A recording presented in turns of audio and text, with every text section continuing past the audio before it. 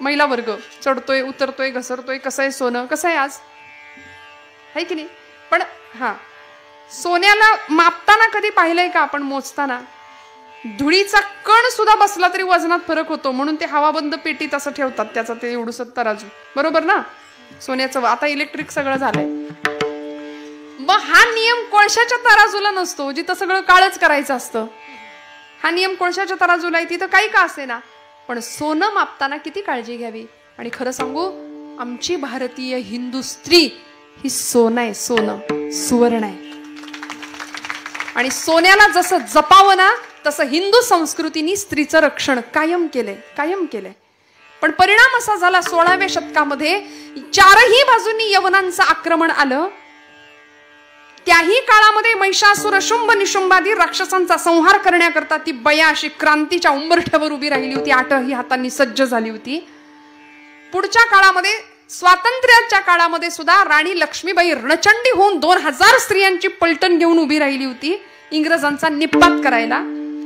16व्या शतकामध्ये झाशीची स्वातंत्र्य चळवळीच्या काळामध्ये राणी लक्ष्मीबाई या भारताच्या एका शककर्त्या राजाला जन्म देणाऱ्या आऊसाहेब राजमाता जिजाऊ साहेब मूर्तिमंत सौदामिनी, त्याही खऱ्या अर्थी जगदंबेचं स्वरूप आम्हाला मातृशक्तीच्या स्वरूपामध्ये दिसलं.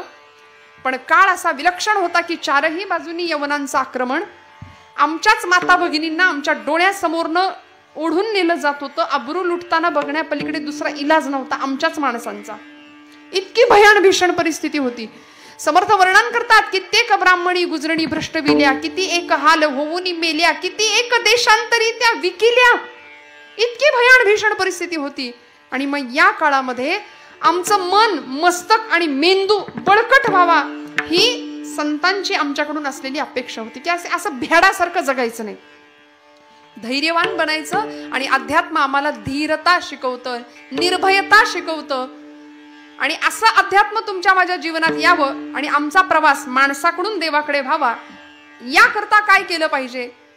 साहोनिया टाकी घाये पाषाण देवची झाला पाहे म्हणले. दगडाचा देव कधी बनेल?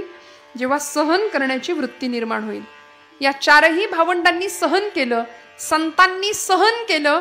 परिणामी आज त्यांच्या पालख्या आणि दिंड्या सोहळे आपण जाताना पाहतो. संत असताना कधी कुणाला नोबेल प्राइज मिळालेलं आपण पाहिलं नाही, ते गेल्यानंतर मग सगळं झालं. त्यामुळे सहन करावं लागेल, काहीसं सोसावं लागेल. आम्ही फार तक्रारी करतो, आमच्या तरुण मंडळींच्या तर खूप तक्रारी असतात. परवा एक वाक्य वाचलं कुठेतरी, ते म्हणले स्वयं को ढूंढना काफी है, सिर्फ स्वयं को ढूंढना काफी है, गूगल पे सब कुछ मिल रहा है. विठ्ठल विठ्ठल विठ्ठल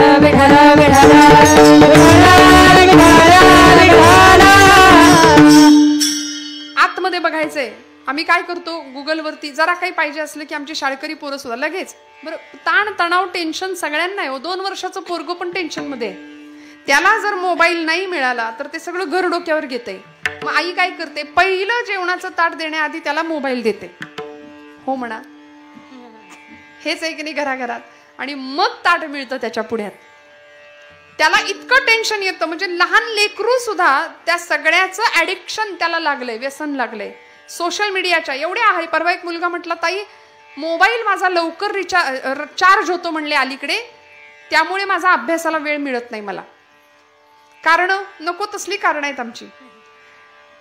प्रचंड तक्रारी आहेत आमच्या. आमचा प्रवास जर देवत्वाकडे व्हायचा असेल ना तर थोडंसं सहन करावं लागेल. आणि आमच्या क्रांतिकारकांनी, आमच्या संतांनी सहन केलं, प्रचंड सोसलं. ECG वरची रेषा कधी पाहिली आहे का आपण?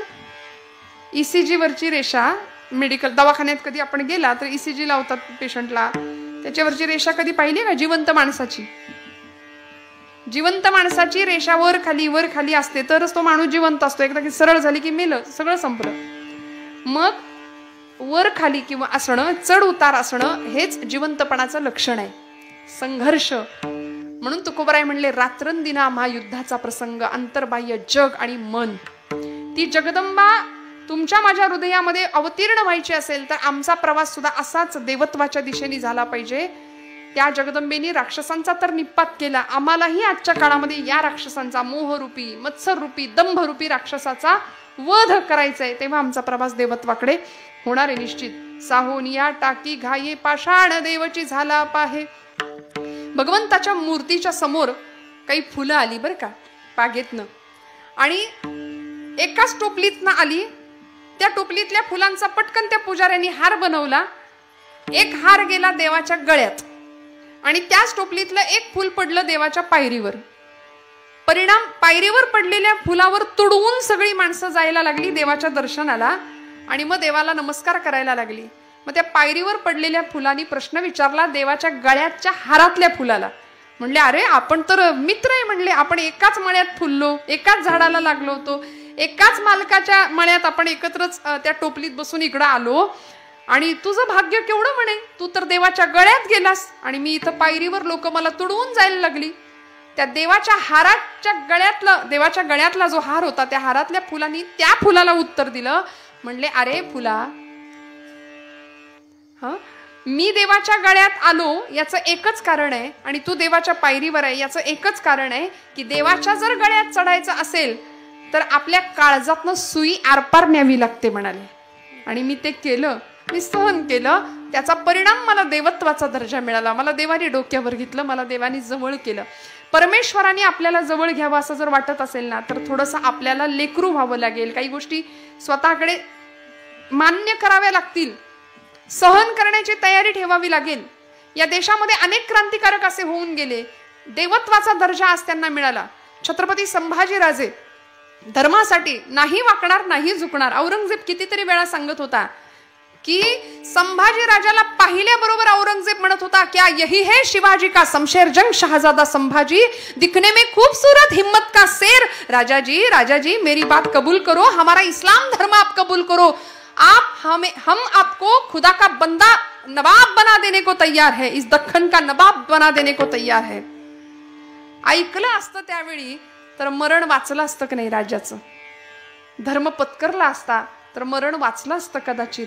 पण नाही हो, संभाजीराजे एकच म्हणाले, अरे हट, मला नको तुझा धर्म, तू आम्हाला इमानदारी शिकवणार, तुझी सगळी जिंदगी गेली फद्द फितुरांच्या सहवासामध्ये, तू काय आम्हाला इमानदारी शिकवणार रे. पण त्याचा परिणाम असा झाला की नाही ऐकलं ना, औरंगजेब संतापला आणि झाडाच्या सालीला जसे रंधे लावावे तसे देहाची चामडी सोलून काढली. सूर्यासारखा लालबुंद माझा राजा तळपत होता, चमकत होता. प्रचंड तापवलेल्या सळ्या दोन डोळ्यामध्ये घालून डोळे जाळून टाकले. जीभ छाटली, कारण ती जीभ सतत जगदंब जगदंब जगदंब असा उच्चार करत होती. देवीची देवी भक्तीची कवड्यांची माळ माझ्या राजाच्या गळ्यात होती. प्रचंड हाल अपेष्टा केल्या. त्या संभाजी महाराजांच्या बरोबर कवी कलश होते सोबत. कवी कलश राजांना म्हणतायत की राजे कविता सुनाओ क्या. संभाजी राजे म्हणाले, कवि कलश, कविराज, रायगढ़ के दरबार में आपकी कविता हमने सुनी है, अब औरंगजेब के सामने आपकी कविता पेश करो. आणि कवी कलश सांगतो की राजा तू तप तेज निहार के तखत त्यजो औरंग. राजा तखत त्यजो औरंग, राजा तुझ्या तेजानी, राजा तुझं तेज असं आहे की तुझ्या तेजानी औरंगजेबाला कळे ना बसावं की उठावं. ते बघ सगळं वेड्यासारखं इकडून तिकडून फेऱ्या मारतय, त्याला कळे ना, तो घाबरून गेलाय पक्का. आणि मग औरंगजेबानी संभाजीराजे धर्म बदलत नाहीत म्हटल्यानंतर वडूतुळापूरच्या संगमावर न्यावं आणि पायापासून डोक्यापर्यंत इंचाच्या अंतरावर देहाचे तुकडे करावेत माझ्या राजाचे. इतकं भीषण मरण माझ्या राजाला पत्करावं लागलं. तेव्हा आज इतक्या वर्षानंतर त्या सिंहाचा छावा म्हणून धर्मवीर छत्रपती शंभूराजांचा गौरव आम्ही करतो. साहोनिया टाकी घाय पाषाण देवची झाला पाहे. का हो, 32वे वर्ष होतं, मरणाला निधड्या छातीने सामोरे गेले. इंद्रायणी भीमेच्या काठावर रक्ताच्या चिळकांड्या उडाल्या, इंचावर देहाचे तुकडे होत गेले आणि शिर मस्तक धडापासून वेगळं झालं. ज्या धडावरती, ज्या मस्तकावरती शिवराज्याभिषेक, युवराज पदाचा अभिषेक झाला होता, ज्या मस्तकाला जिजाऊ माऊलींनी कुरवाळलं होतं, ज्या मस्तकाला शहाजीराजांनी जवळ घेतलं होतं, ते मस्तक धडापासून वेगळं झालं. समर्थ रामदास स्वामी संभाजीराजांना सांगायचे, तुझे वडील एवढे मोठे आहेत, निश्चयाचा महामेरू, बहुत जनांसी आधारू, अखंड स्थितीचा निर्धारू, श्रीमंत योगी. शंभूराजे याहून करावे विशेष तरीच म्हणवावे पुरुष. बापापेक्षा काहीतरी वेगळं करून दाखवता आलं का. संभाजीराजे विचारायचे आपल्या वडिलांना, शिवाजीराजांना, की खरंच बाबा तुमच्यापेक्षा मी काही वेगळं करू शकलो का. देवा माझे मन लागो तुझे चरणी, संसार व्यसनी पडो नेदी. नामस्मरण घडो संत समागम, वाऊगाची भ्रम नको देवा. मनाची अवस्था अशी झाली पाहिजे म्हणाले, ते मन देवाच्या चरणावर गेलं पाहिजे. तुका म्हणे माझे हेची सर्व सुख, पाहीन श्रीमुख आवडीने. मन तिथे धावलं पाहिजे. मना तेथे धाव घेई, राही विठ्ठलाचे पायी. डोळे तुम्ही घ्या रे सुख, पहा विठोबाचे मुख. मनाची धाव भगवंताच्या जवळच गेली पाहिजे आणि ते मन असं दृढ असलं पाहिजे. आज बघा ना, तुम्ही सगळे इथं उपस्थित आहे, पण मन आहे का इथं? काय काय म्हणणं आहे का? नक्की का? का मन फिरतंय सगळीकडं? आम्ही कीर्तनात असतो, पण असतोच असं नाही. आमचं मन सगळीकडे फिरतं. बसल्या जागी आसनांचे बरेच प्रकार करून होतात आमचे. 1.5-2 तासाचा वेळ असतो कीर्तनाची. 1.5-2 तासाच्या वेळेमध्ये सुद्धा मनामध्ये किती विचार येऊन जातात, हे ज्याचं त्यांनी आपलं आत्मपरीक्षण करायचंय. मग तुकोबराय म्हणतात, तयारीती दृढ मन करी साधाया. कारण मनाची दृढता असणं गरजेचं आहे. वाटेल ते झालं तरी चालेल, आम्ही आमचं ध्यान, आम्ही आमचा मार्ग सोडणार नाही. देह जावो अथवा राहो, पांडुरंगी दृढ भावो. अशी अवस्था साधू संतांची होती, सत्पुरुषांची होती. म्हणून तर वाटेल ते प्रसंग आले, पण दृढता पक्की राहिली. म्हणून आपले ध्येय मार्गापासून ते विचलित झाले नाहीत. तयारीती दृढ मन करी साधाया. कारण मोक्षप्राप्तीचं साधन प्राप्त करण्याकरता अनेक संतांनी आपली दृढता पक्की ठेवली. अनेक संतांचं उदाहरण आहे. 5 वर्षाचे आमचे नामदेव महाराज होते, फक्त 5 वर्षाचं. घेण्यासारखं आहे. घरातलं आमचं 5 वर्षाचं पोर, कशाला? मोठी पोरं सुद्धा मिरवणुकीत नाचायला लगेच पुढे असतात. बरं, मी असं म्हटलं की आमच्या भावंडांना राग येतो, ताई तुम्हाला काय प्रॉब्लेम आहे आमच्या नाचण्यावर, म्हणतात मला. गणपती सुद्धा नाचला होता, तिने सुद्धा तांडव नृत्य केलं महिषासुराला मारल्यानंतर. ती शांत होत नव्हती. आचार्यांनी स्तोत्र लिहिलंय तिचं. ऐगिरी नंदिनी नंदित मेदिनी विश्व विनोदिनी नंदनुते. गिरिवर विंध्य शिरोधिनी वासिनी विष्णु विलासिनी जिष्णुनुते. भगवती हे शितिकंठ कुटुंबिनी भूरी कुटुंबिनी भूरी कृते. जय जय हे महिषासुर मर्दिनी रम्यक पर्दिनी शैलसुते.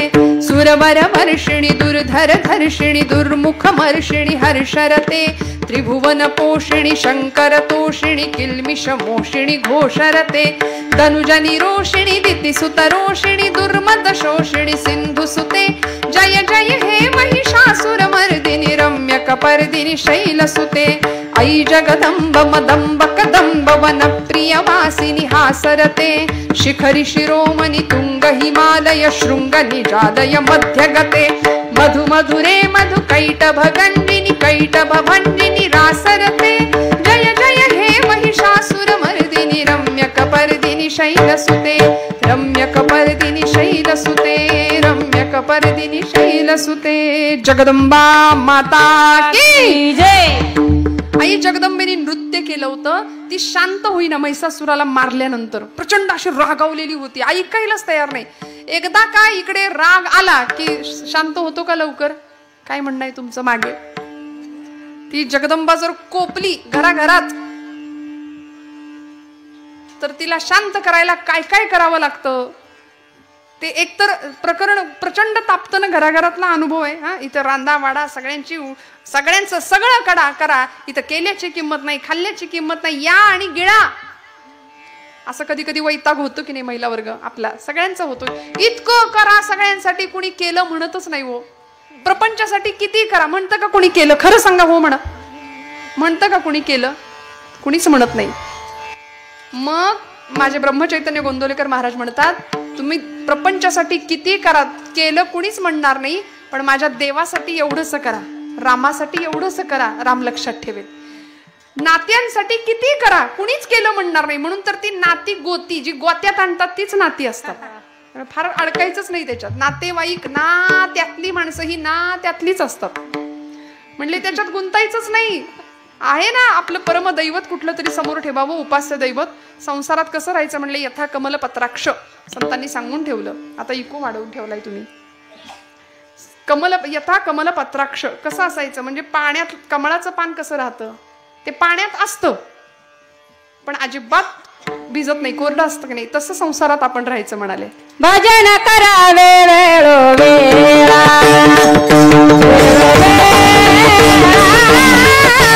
भजन करावे वेळोवेळी